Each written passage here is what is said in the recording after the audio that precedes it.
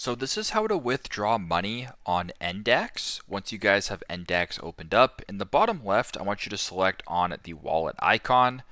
Once the wallet page is selected, for me where it says add funds, beside that on the right, there is a circle with three little dots. Select that, and then where it says withdraw, send crypto or cash to another user, go ahead and select the withdraw option.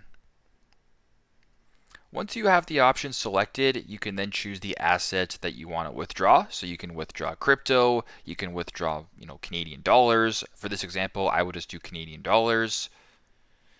Then once you're in this page right here, you can enter the amount that you want to withdraw. So if you want, let's say you had $20 in your account, you want to withdraw 20, you can go ahead and type in that and then press continue. In my case, I don't have anything, so I'm not going to be able to do that. It'll show your balance down below, but go ahead, type in this, continue that way, and then follow the steps that come after to withdraw money. And this also works the exact same way with crypto. You can press the three dots, you can press withdraw. You can choose that for crypto as well. But if you want to do money, select Canadian dollars, type in the amount, and then just follow the steps that way. So that is how you guys can withdraw money here on Ndax. Thanks again for watching and hope this helps.